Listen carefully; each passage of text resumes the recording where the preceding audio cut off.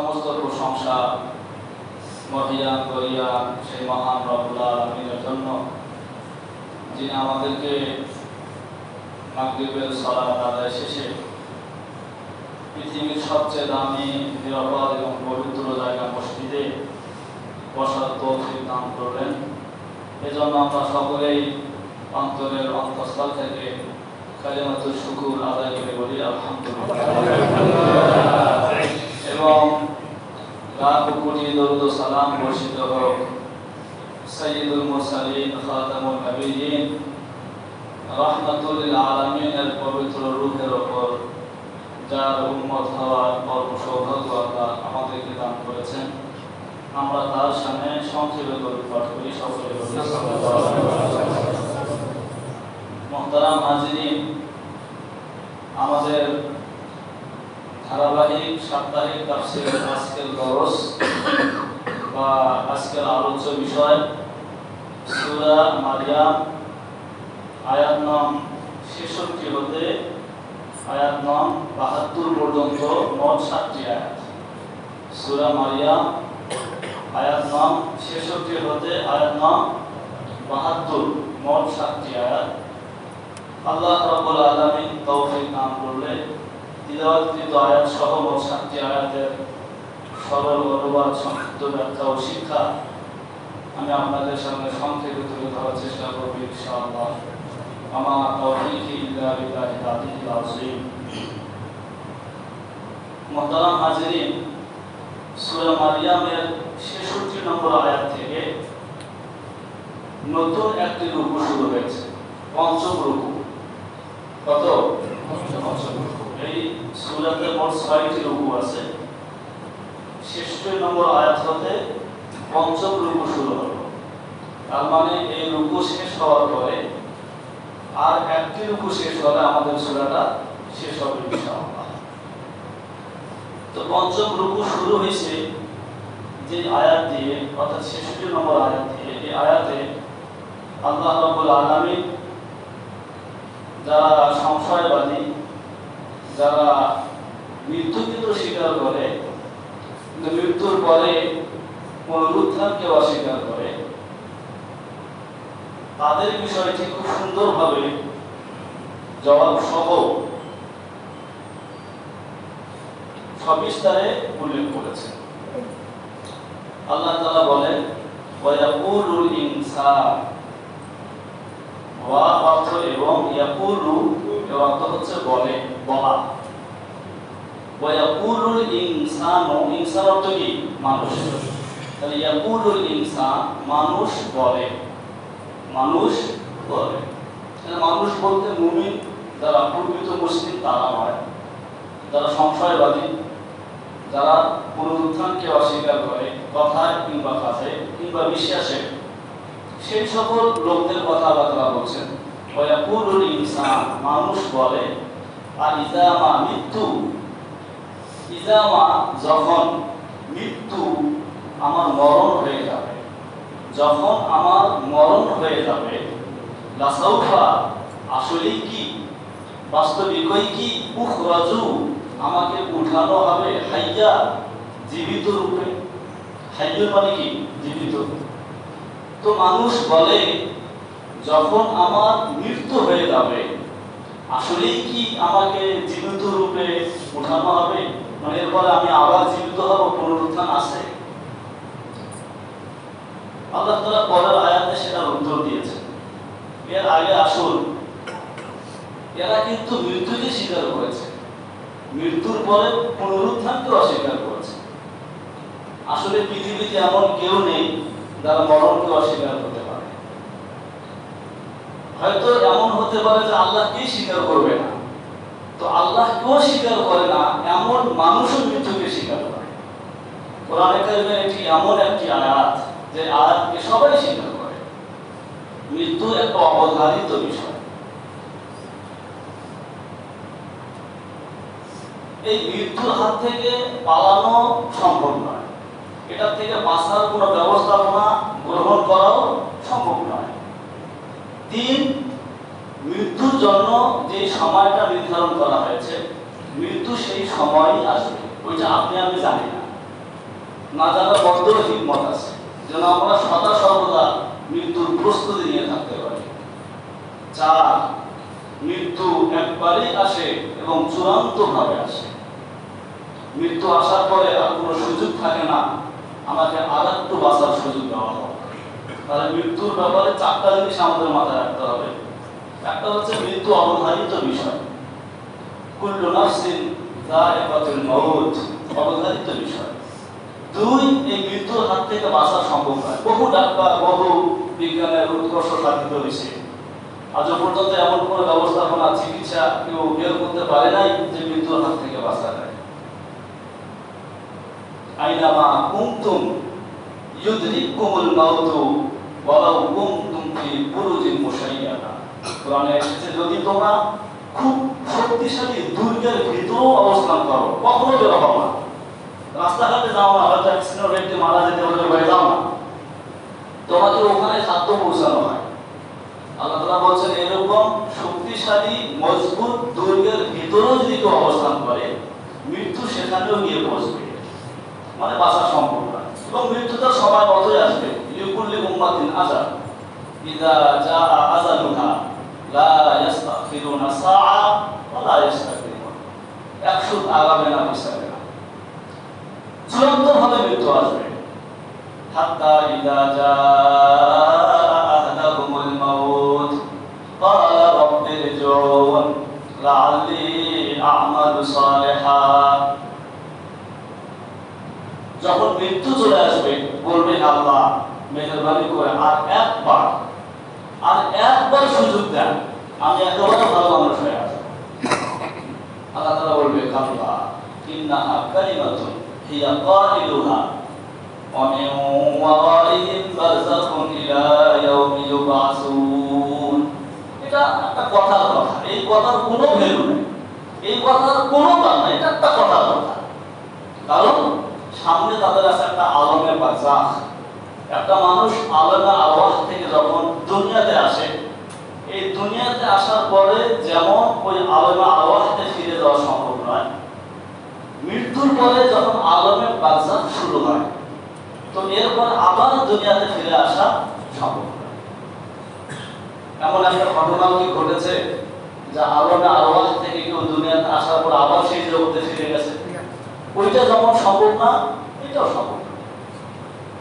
মৃত্যু এমন একটা জিনিস, আমরা তো কত ব্যস্ত, কত স্বপ্ন, কত প্ল্যান, আমাদের সমস্ত প্ল্যান, স্বপ্ন, ব্যস্ততা একদম থেমে যায় এমন একটা জিনিসের নাম কি?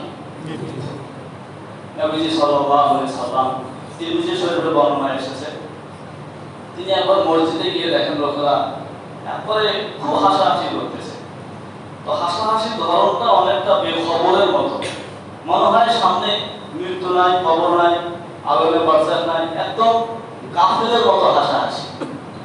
তো নবীজি বললেন, লাউ আকসারতুম যিকরা হাযিমিল লাযাত মা আওয়াকুম, যদি তোমরা বেশি করে মৃত্যুকে স্মরণ করতে, অনুধাবনের সাথে মৃত্যুকে জানতে, তাহলে আমি তোমাদেরকে এই অবস্থায় দেখতাম না। তাকসিরু যিকরা হাযিমিল লাযাত আল মাউত, সমস্ত স্বাদকে শেষ করে দিবে, সমস্ত স্বপ্নকে ধূলিসাৎ করে দিবে, সমস্ত ব্যস্ততাকে থামিয়ে দেবে, এমন মৃত্যুকে তোমরা বেশি বেশি স্মরণ করো। শুধু মৃত্যুকে জানলেই হবে না, অনুধাবনের সাথে মৃত্যুকে জানা, এই শব্দ এখন যোগ করা দরকার হচ্ছে। কারণ আজ আমাদের গুনাহ করতে করতে দিনের হাল এত খারাপ হয়েছে যে আমাদের সামনে মৃত্যু লাশ পড়ে থাকলেও আমাদের ভিতরে কোনো অনুশোচনা তৈরি হয় না। হয় কি? জানাজা যাওয়ার পরও কিন্তু মানে হাসাহাসি হয়। মানে আমাদের দিল কত শক্ত হয়ে গেছে, চিন্তা করে। আপনি কি ভাবতেছেন লোকটা এখন কোথায় যাবে? ছিল কোথায়? কোথায় ছিল লোকটা? একটা যদি সরকারি লোক হয়, উচ্চ কর্মকর্তা যদি একজন ব্যক্তি হয়, তার অনেক ধরনের প্রলোভন ছিল, কি পরিমাণ তার ক্ষমতা ছিল, কোথায় ছিল, কিরকম এসির ভিতরে ছিল, কোন বিছানায় ছিল, তার খাবার কিরকম ছিল, এখন লোকটা কোথায় যাবে, কোথায়? এই জিনিসগুলো চিন্তা যদি করি আমরা, তাহলে আমাদের হৃদয় তো কেঁপে ওঠার কথা। তা যাই হোক, যে বিষয়টা আমি বলতে চাচ্ছিলাম যে মৃত্যু তো অবধারিত, সবার জীবনে মৃত্যু আসবে, কিন্তু সবার জীবনে আসা মৃত্যু একরকম মৃত্যু নয়। কারো জীবনে মৃত্যু আসে সফলতা নিয়ে, আবার কারো জীবনে মৃত্যু আসে চরম ধ্বংস নিয়ে। সবার মৃত্যু কি একরকম? সফল মৃত্যু সবার মৃত্যু নয়। হাদিসে এসেছে যাদের মৃত্যু সফল মৃত্যু হয় তাদের মৃত্যুর অবস্থা কেমন হয়। ছোট্ট একটা হাদিস, ছোট্ট না, একটা বড়ই হাদিস বলা যায়।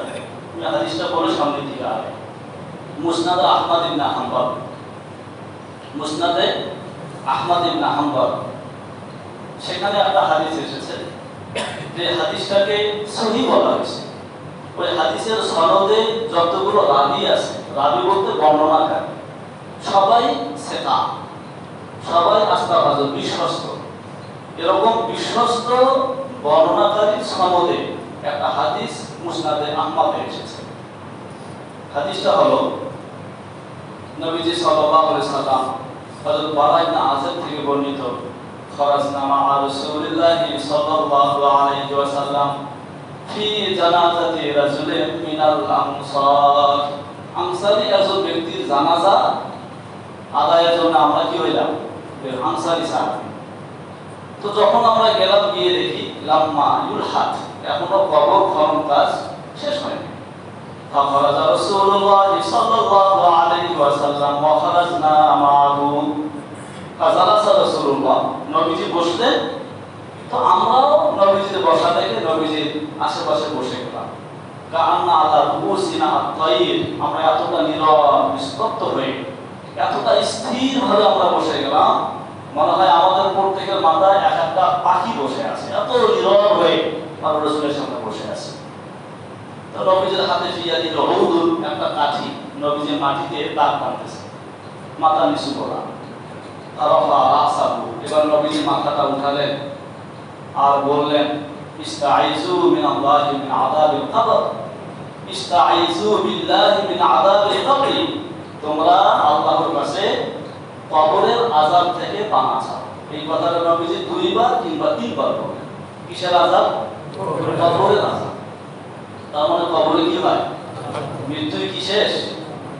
নাস্তিকরা বলে মৃত্যু শেষ, সংশয়বাদীরা বলে, মুমিনরা বলে না মৃত্যু শেষ। এটা একটা সিঁড়ি মাত্র, একটা সিঁথু সে পার হয়েছে।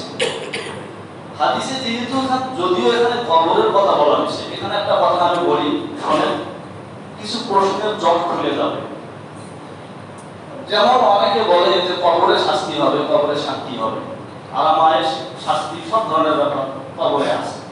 কিন্তু আমরা তো দেখি কিছু কিছু মানুষ তাকে কবরে দেওয়া হয় না, এখন আগুনে পুরে ছাই হয়ে গেছে, আছে না? অথবা পানিতে প্রবেশে মরে গেছে, তার লাশ আর খুঁজে পাওয়া যায়, তাকে তো কবর দেওয়া হয় না, তার শাস্তি কেমন হবে? এই প্রশ্নের উত্তর আমি দিচ্ছি। আসলে কবর বলতে কোনো কথা নয়, এখানে মূল কথা হচ্ছে আলমে বারজাখ। বলেন এখানে মূল বিষয়টা কি? আলমে বারজাখ।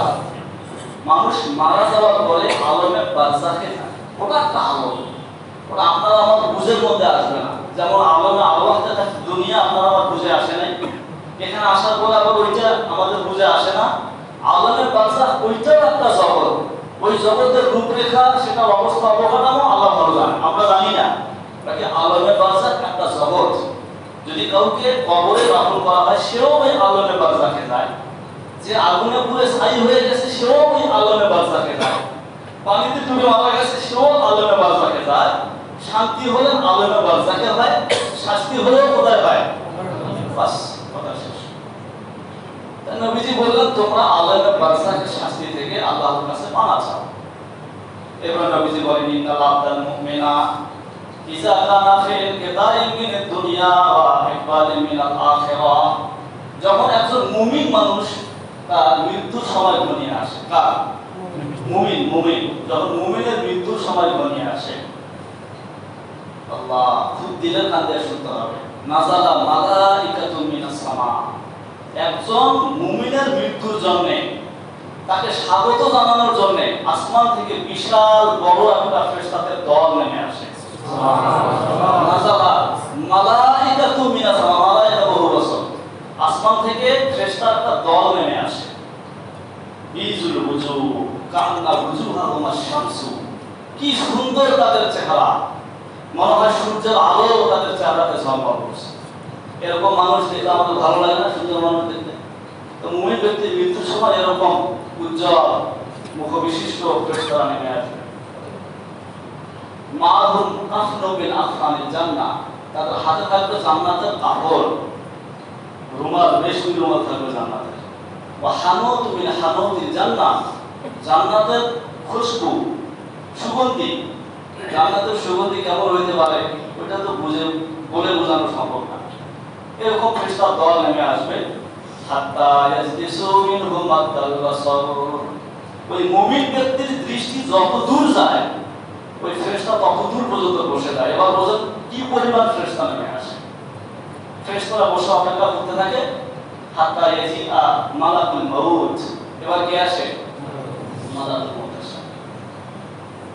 আল্লাহু আকবার। এসে ওই মুমিন ব্যক্তির মাথার কাছে বসে। হাত্তা ইয়াজলিসা ইলা সানিল রাসি, মাথার পাশে বসে। আলতো করে তাকে এরকম আদর করে বলে, উখরিজি আইয়াতুহান নাফসুত তাইয়্যিবা, আইয়াতুহান নাফসুত তাইয়্যিবা উখরুজি ইলা মাগফিরাতি মিনাল্লাহি ওয়া রিদওয়ান, হে পবিত্র আত্মা বের হয়ে আসো, তোমার জন্য তোমার রবের মাগফিরাত, তোমার জন্য তোমার রবের রিদওয়ান আর সন্তুষ্টি। সুবহানাল্লাহ। তখন ওই আত্মা বের হয়ে আসে, রূহটা বের হয়ে আসে।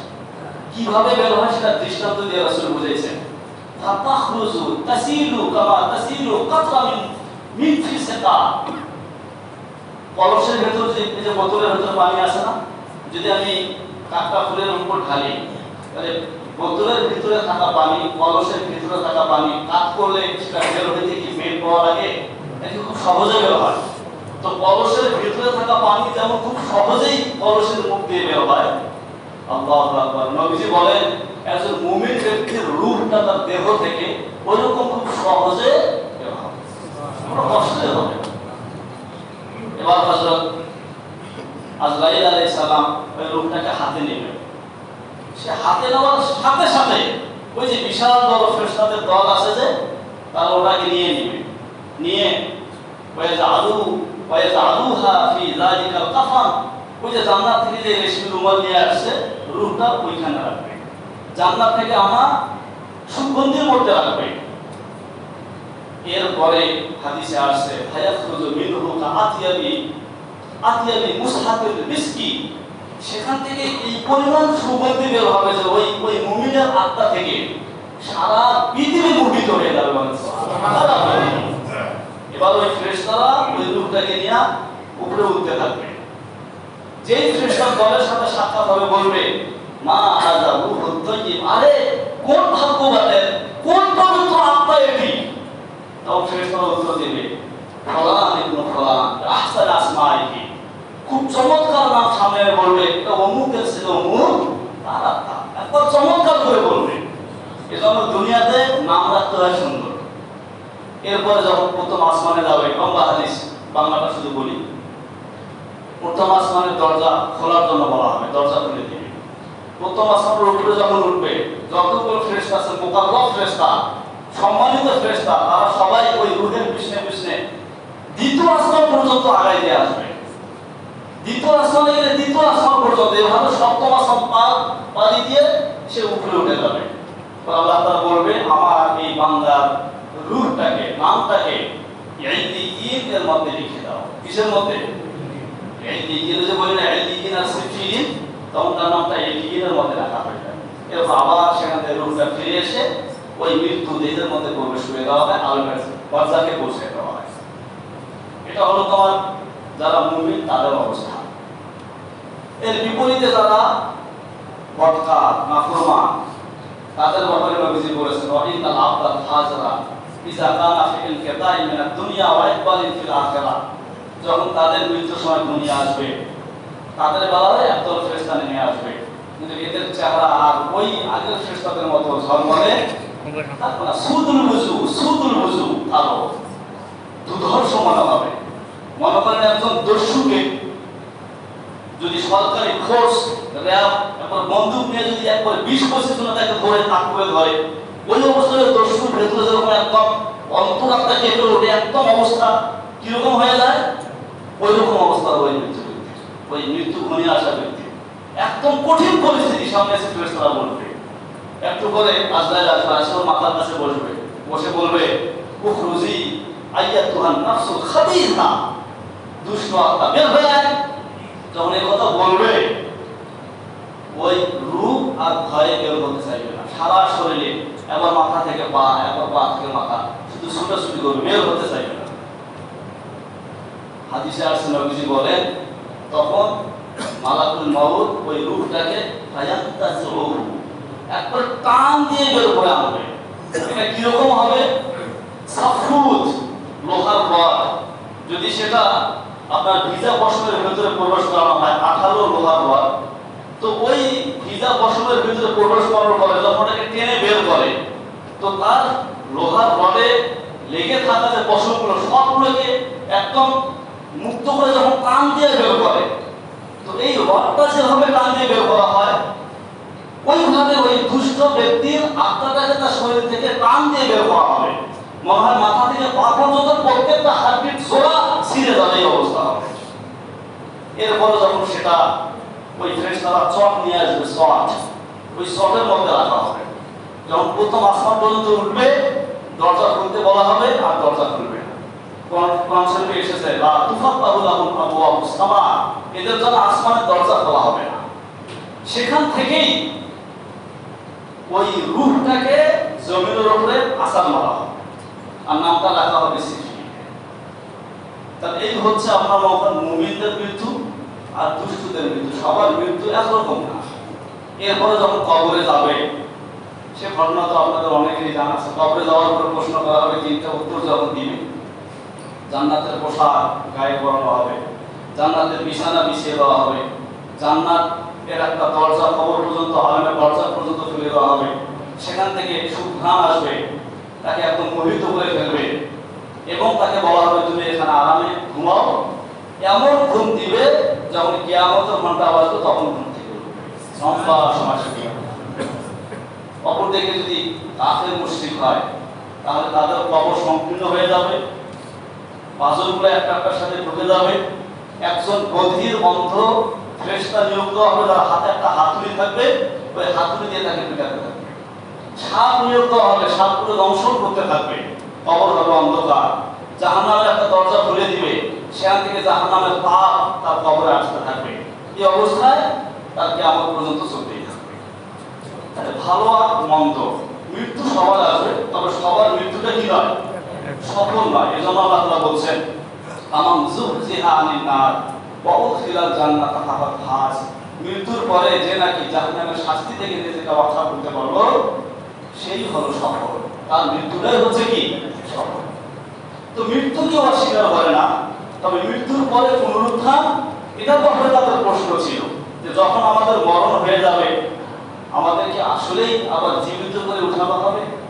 আল্লাহ তাআলা কিভাবে উত্তর দিয়েছেন দেখেন, আওয়ালা ইয়াশকুরুল ইনসানু আন্না খালাকনাহু মিন ক্বাবলু ওয়া লাম ইয়াকু শাইআ।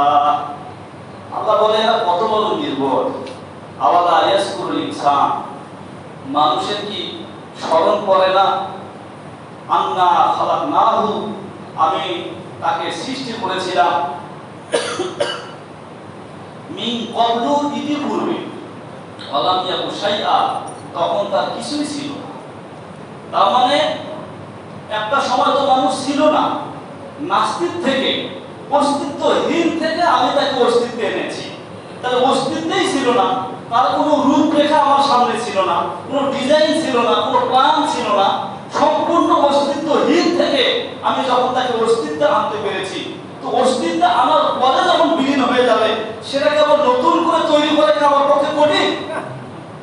কঠিন তো আগেরটাই ছিল, ওইটা যখন আমি পেরেছি, তো এটাও পাবো। এটা তো অস্বীকার করা বা এটা তো না বোঝার মতো কোনো বিষয় না যে আল্লাহ মানুষকে নাস্তিক থেকে, অস্তিত্বহীন থেকে অস্তিত্বে আনতে পারে, তো অস্তিত্বে আসার পরে তাকে আবার পুনরায় জীবিত করা ওই আল্লাহর পক্ষে কোনো বিষয় না। এটা আল্লাহ বলছেন আওয়ালা ইয়াশকুরুল ইনসানু আন্না খালাকনাহু মিন ক্বাবলু ওয়া লাম ইয়াকু শাইআ, মানুষের কি মনে পড়ে না আমি তাকে সৃষ্টি করেছিলাম ইতিপূর্বে, তখন তার কিছুই ছিল না। এবার আসুন আল্লাহ তাআলা মূল কথাটা বলতেছেন, এই যে মানুষ যে মারা যাওয়ার পর আবার তাকে জীবিত করা হবে, কেন, উদ্দেশ্যটা কি? আল্লাহ তাআলা সেটা সুন্দর করে বলছেন। তাই ফাওয়ারাব্বিকা লানাহশুরান্নাহুম ওয়াশ-শায়াতিনা সুম্মা লানুহদিরান্নাহুম হাওলা জাহান্নামা জিসিয়া। আল্লাহ তাআলা বলছেন মানুষ মারা যাওয়ার পরে যখন তাদেরকে কিয়ামত দিবসে জীবিত করা হবে, তো আল্লাহ বলছেন ফাওয়ারাব্বিকা, তোমার রবের কসম করে বলছি। হযরত মুহাম্মদ সাল্লাল্লাহু আলাইহি ওয়াসাল্লামকে সম্বোধন করে আল্লাহ তাআলা বলছেন তোমার রব। তো মুহাম্মদের রবটাকে আল্লাহ তাআলা নিজে, আল্লাহ তাআলা নিজের সত্তার কসম করে বলছেন লানাহশুরান্নাহুম, অবশ্যই অবশ্যই আমি তাদেরকে একত্রিত করব, সমবেত করব, শায়াতিনা, তাদের শয়তান সহ। মানে যারা দুষ্ট নাফরমান, কার কারণে সে নাফরমান হয়েছে, কোন শয়তানে তাকে পথভ্রষ্ট করেছে, সেই শয়তান সহ আমি সেদিন তাদেরকে একত্রিত করব। সে শয়তান মানুষও হতে পারে, নেতা নেত্রী হতে পারে, কিংবা ইবলিস শয়তান জিন্নাত তারাও হতে পারে। অর্থাৎ যার কারণে যে পথভ্রষ্ট হয়েছে, আল্লাহ বলছেন তাকে এবং তার শয়তানকে উভয়কে আমি কি করব, কিয়ামতের ময়দানে হাজির করব। আচ্ছা, এরপর আল্লাহ তাআলা বলছেন যখন হিসাব নিকাশ হবে, হিসাব নিকাশের পরে সুম্মা লানুহদিরান্নাহুম, এরপরে আমি তাদেরকে হাজির করব হাওলা জাহান্নাম, জাহান্নামের পাশে, জিসিয়া, উপর করে, নতজানু করে, আমি তাদেরকে নতজানু করে জাহান্নামের পাশে এনে উপস্থিত করব। তাহলে বিষয়টা হচ্ছে এরকম, হাসরের যেটা ময়দান হবে, এই হাসরের ময়দান, এরপরে আছে জাহান্নাম, এরপরে আছে জান্নাত। জান্নাতে যেতে গেলে কিন্তু প্রত্যেককেই হাসরের ময়দান থেকে জান্নাতে যেতে গেলে ওই জাহান্নামের উপর দিয়েই যেতে হবে। তো আল্লাহ তাআলা বলছেন প্রথমে তো আমি তাদেরকে হাসরের ময়দানে জমা করব, এরপরে তাদেরকে ওই জাহান্নামের কিনারায় নিয়ে যাব। কেন? হয়তো কেউ জাহান্নামে পড়বে আর কেউ পানি দিয়ে জান্নাতে চলে যাবে। তো আল্লাহ তাআলা সে কথা এখানে বললেন যে আমি তাদেরকে জাহান্নামের পাশে হাজির করব। এরপর আল্লাহ তাআলা বলছেন সুম্মা লানানজিআন্না মিন কুল্লি শিআতিন আইয়ুহুম আশাদ্দু আলার রাহমানি আইতিয়া। এবার আল্লাহ তাআলা কিছু নাফরমান, যারা খুব বেশি নাফরমানিতে লিপ্ত হয়েছিল, ওদেরকে আলাদা করে ফেলবে। আল্লাহ তাআলা বলেন সুম্মা, অতঃপর লানানজিআন্না, আমি আলাদা করব মিন কুল্লি শিআতিন, প্রতি দল হতে, প্রত্যেকটা দল হতে আমি আলাদা করব তাদেরকে আইয়ুহুম আশাদ্দু আলার রাহমানি, ওদেরকে যারা দয়াময় রবের খুব বেশি ইতিজা নাফরমান ছিল। তাহলে যারা দয়াময় রহমান আল্লাহর প্রতি খুব বেশি নাফরমানি করেছে, ওদেরকে আমি কি করব, সাধারণ নাফরমানের দল থেকে আলাদা করব এবং তাদের শাস্তি বেশি হবে। এরপর আল্লাহ তাআলা বলছেন সুম্মা লানাহনু আ'লামু বিল্লাযিনা হুম আওলা বিহা সিরিয়া।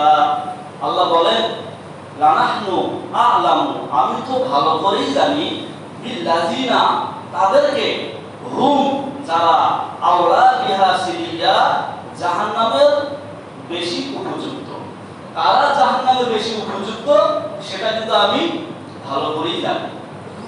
এবার মূল কথাটা বলতেছেন যে এদেরকে যে হাসরের ময়দান থেকে জাহান্নামের কিনারায় আনা হলো কেন, এবার আল্লাহ তাআলা সেটা বলছেন ওয়া ইন মিনকুম ইল্লা ওয়ারিদুহা কানা আলা রাব্বিকা হাতমান মাকদিয়া। আল্লাহ তাআলা বলেন ওয়া ইন মিনকুম, তোমাদের এমন কেউ নেই, ইল্লা ওয়ারিদুহা, যে পৌঁছবে না, যে পাড়ি দেবে না জাহান্নাম, কারণ আলা রাব্বিকা হাতমান মাকদিয়া, এটা তোমার রবের চূড়ান্ত ফয়সালা। তার মানে তোমার রবের চূড়ান্ত ফয়সালা হলো প্রত্যেককেই জাহান্নাম পাড়ি দিতে হবে। কেউ জাহান্নাম পাড়ি দিতে গিয়ে জাহান্নামে পড়ে যাবে, আর কেউ জাহান্নাম পাড়ি দিয়ে সফলভাবে জান্নাতে পৌঁছে যাবে। তাহলে হাসরের ময়দান হতে জান্নাতে যাওয়ার জন্য মাঝখানে যে জাহান্নাম, এই জাহান্নাম পাড়ি দেওয়ার জন্য আল্লাহ রাব্বুল আলামিন সেখানে একটা কুদরতি সেতু নির্মাণ করবেন, যেটাকেই মূলত বলা হয় পুলসিরাত। কি বলা হয়? পুলসিরাত। এখন একটু চিন্তা করেন, যেই জান্নাতে যান ওই পুলসিরাত দিয়েই কিন্তু কি হইতে হবে, কি মারাত্মক জিনিস। মানে জান্নাতে যেতে হলে জাহান্নামের উপর দিয়ে যেতে হবে। পুলসিরাতটা কেমন হবে? হাদিসে এসেছে, কয়েকটা হাদিসের সমষ্টি হলো এই, পুলসিরাতটা হবে চুলের চেয়েও চিকন, আদাক্কু মিনাশ শা'রি, মাথার চুল যেমন চিকন এর চেয়েও চিকন। এটা কল্পনায় আনেন, এত চিকন হবে বলছিলামটা। ধারালো তরবারির চেয়েও ধার। জ্বলন্ত অঙ্গার আছে না, জ্বলন্ত অঙ্গারের চেয়েও বেশি উত্তপ্ত, এবং সেটা মুজলেমা, অন্ধকার। তার নিচে থাকবে জাহান্নাম, এখন ঘুটঘুটে অন্ধকার, কারণ জাহান্নামের আগুন তো জ্বলতে জ্বলতে কি হয়ে গেছে, কালো হয়ে গেছে। তাহলে উল্টা হবে চিকন, ধারালো, উত্তপ্ত এবং অন্ধকারের উপর নির্মিত। বুঝতেছেন কথাগুলা? তাহলে অন্ধকারের উপরে নির্মিত একটা ফুল, আবার চিকন, আবার ধারালো, আবার উত্তপ্ত, এই ফুলটা পাড়ি দিয়েই জান্নাতে যেতে হবে। এই ফুলটা পাড়ি দিয়েই জান্নাতে যেতে হবে। হাদিসে এসেছে সবার পাড়ি দেওয়াটা কিন্তু সমান গতিতে হবে না। কেন? সেদিন মানুষ ওই পুলসিরাত পাড়ি দিবে প্রত্যেকে যার যার আমল অনুযায়ী। বলুন তো কি অনুযায়ী? যার আমল যেমন, যার ঈমান যেমন, তার গতিও হবে তেমন। নূরুহুম ইয়াসআ বাইনা আইদিহিম, সেদিন মানুষের ভিতরে থাকা ঈমান, এই ঈমানের নূর তার সামনে আলোর ব্যবস্থা করবে, আর সেই আলো এসে কি হয়ে যাবে, বেশিতে পারবে। তো দেখা যাবে যারা প্রথম দল বলতে হাদিসে এসেছে সর্বপ্রথম উম্মতে মুহাম্মাদি অনুমতি পাবে ওই ব্রিজ পার হবে। তো প্রথম যে দলটা পার হবে এরা হলো বিজলির গতিতে পার হয়ে যাবে। কিসের গতিতে? জাহান্নামের কোনো আগুনের উত্তাপ ওদেরকে ছুঁইবে না, খুব আরামে তারা ওই ব্রিজ পার হয়ে যাবে। এরপরে দলটা গতি কমে আসবে, ঘোড়ার মতো গতি হবে। তারপরে দলটা দৌড়ানোর গতিতে, তারপরে দল হেঁটে যাওয়া। আস্তে আস্তে অবস্থা এমন হয়ে যাবে, হাদিসে আছে ইয়াতালাব্বাতু বিবাতনিহি, কেউ আছে ওই ব্রিজের উপরে শুয়ে বুক দিয়ে একটার উপরে হেসতে হেসতে আগানোর চেষ্টা করবে। কি অবস্থা হবে চিন্তা করুন, ক্ষত হয়ে যাবে। তো সে বলবে আক্ষেপ করে, আল্লাহ সবাই তো পার হয়ে গেল, আমি পিছনে বললাম কেন? লিমাযা আবাতা বি, হে আল্লাহ আমি তো পিছনে বললাম, আমাকে পিছনে ফেললো কিসে? আল্লাহ তাআলা বলবে দেখো আমি তো তোমাকে পিছনে ফেলি নাই, ওয়ালাকিন আমালুকা আবাতা আলিকা, তোমার আমলই তোমাকে পিছনে ফেলেছে। চিন্তা করেন, একটু মন দিয়ে বোঝেন, আমাকে কিন্তু ওই পুল পাড়ি দিয়েই জান্নাতে যেতে হবে, এবং ওটা পাড়ি দেওয়ার একমাত্র উপায় হচ্ছে আমল। একমাত্র উপায় কি? আমল। আমল যদি আমার থাকে, ঈমান যদি শক্তিশালী হয়, আমি পাড়ি দিতে পারবো। আর না হয় ওখানে কেটে পড়ে যাবে, না হয় কি কেটে পড়ে যাবে। মানুষ মারা যাওয়ার পরে জান্নাতে পৌঁছার অনেকগুলো স্তর আছে। যেমন একটা স্তর হচ্ছে কবর, যেটাকে বারজাখ বলা হয়। এরপরে একটা স্তর হচ্ছে হাসর, হাসরের মাঠ। এরপরে আরেকটা স্তর হচ্ছে পুলসিরাত, এটা পাড়ি দিলে পৌঁছে যাবে কোথায়? জান্নাতে। আবার হাসরের ময়দানে সবচেয়ে মারাত্মক কঠিন কিছু জায়গা আছে। যেমন হযরত আনাস রাদিয়াল্লাহু আনহু একটা হাদিস, এটা বলেই শেষ করে দিই। নবীজির খাদেম ছিলেন হযরত আনাস ইবনে মালিক। তার বাবা মালিক বলেন, আমি নবীজির কাছে আবেদন করলাম, হে আল্লাহর রাসূল, কিয়ামতের ময়দানে আপনি আমার জন্য সুপারিশ করবেন। কি করবেন? আমাকে ভুলে যাবেন না, আইয়াস ফাআলি ইয়াউমাল কিয়ামা, কিয়ামতের দিন আপনি আমার জন্য একটু কি করবেন? সুপারিশ করবেন। নবীজি বলেন ঠিক আছে, আমি তোমার জন্য সুপারিশ করব। এবার উনি বলেন, আইনা আতলুবুকা, হে আল্লাহর রাসূল, কিয়ামতের দিবসে অসংখ্য অগণিত মানুষ তো জমা হবে, সেখানে আমি আপনাকে কোথায় খুঁজে পাবো? আপনাকে খুঁজে না পেলে আপনার সুপারিশ আমরা করবো কেমন করে? আইনা আতলুবুকা, আমি আপনাকে কোথায় খুঁজবো? নবীজি সাল্লাল্লাহু আলাইহি ওয়াসাল্লাম বলেন, উতলুবুনি আউওয়ালা মা তাতলুবুনি, উতলুবুনি আউওয়ালা মা তাতলুবুনি আলাস সিরাত। সর্বপ্রথম তুমি আমাকে খুঁজবে ওই যে হাসরের ময়দানের শেষ প্রান্ত, যেখানে জাহান্নাম শুরু হয়েছে, জাহান্নামের উপরে ব্রিজ নির্মিত হয়েছে, ওই ব্রিজ পুলসিরাতের পাশে আমাকে খুঁজবে, আমি সেখানে থাকবো। ওই সাহাবী বলেন, যদি আমি সেখানে আপনার সাক্ষাৎ না পাই, নবীজি বলেন দ্বিতীয়বার তুমি আমাকে খুঁজবে মিজানের পাশে। কোথায়? মিজান, যেখানে দাড়িপাল্লা নির্মাণ করা হবে, মানুষের নেকি বদি মাপা হবে। হুজুর ওখানেও যদি না পাই, নবীজি বলেন তাহলে আমাকে তুমি হাউজে কাউসারের পাশে খুঁজবে। এরপরে শেষে এসে নবীজি বলেন, লাম উখতি হাযা সালাস আল মাওয়াতিনা, এই তিন জায়গার বাইরে আর আমি কোথাও থাকবো না। অথচ নবীজি ওই তিনটা জায়গায় থাকার কথা নাকি মাকামে মাহমুদে থাকার কথা? কোথায় থাকার কথা? আল্লাহ তাআলা তো নবীজির জন্য মাকামে মাহমুদ সর্বোচ্চ সম্মানের জায়গাটা বরাদ্দ রেখেছেন। কিন্তু নবীজি সাল্লাল্লাহু আলাইহি সাল্লাম তার উম্মতের প্রতি এতটাই দয়াশীল, এতটাই রহমত যে তিনি ওই মাকামে মাহমুদে না থেকে সবচেয়ে কঠিন কঠিন, সবচেয়ে সঙ্গীন যে জায়গাগুলা, মিজানের ওখানে মানুষ কাঁপবে, ডান হাতে আমরা বাম হাতে আসবে, ফুলসরাতের পাশে পানি দিতে গিয়ে মানুষ পড়ে যাওয়ার অবস্থা তৈরি হবে, হাউজে কাউসারের পাশে সেখানে মানুষ সুপ্রসিদ্ধ হয়ে জমা হবে। নবীজি বলেন আমি এই তিনটা জায়গায় ছোটাছুটি করতে থাকবো। কখনো হাউজে কাউসারের পাশে যাবো আমার উম্মতকে পানি পান করানোর জন্য, কখনো আবার মিজানের পাশে যাবো দেখবো আমার কোন উম্মত যদি বিপদে পড়ে সুপারিশ করে তার নেকির পাল্লাটা ভারী করানোর জন্য, আবার কখনো যাবো ফুলসরাতের পাশে দেখবো আমার উম্মত যদি বিপদে পড়ে সুপারিশ করে তাকে পার দিয়ে দেওয়ার ব্যবস্থা করবো। এরকম হচ্ছে নবী আমাদের বিশ্বনবী সাল্লাল্লাহু আলাইহি ওয়াসাল্লাম। তো ফুলসরাত একটা সঙ্গীন জায়গা, আপনাকে আমাকে ফুলসিরাত পানি দিয়েই জান্নাতে যেতে হবে। এই কথাটা বারবার বলতেছি কারণ বারবার বলতেই ভালো লাগছে আমার।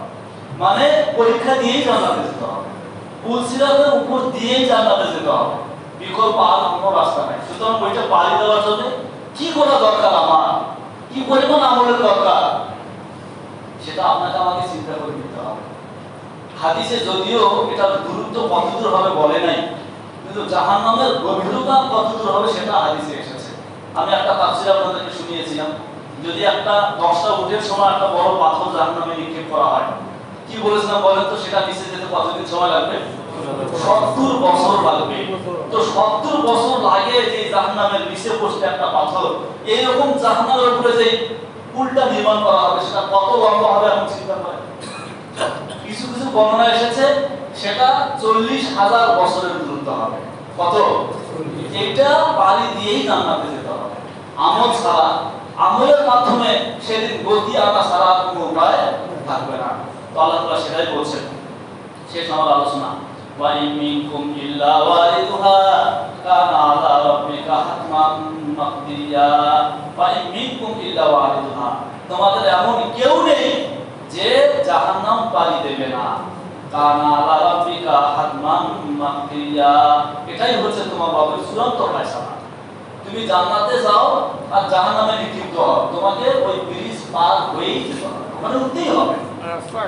সুম্মা নুনাজ্জিল লাযীনা তাকাও ওয়া নাযারু যালিমিনা ফিহা জিসিয়া।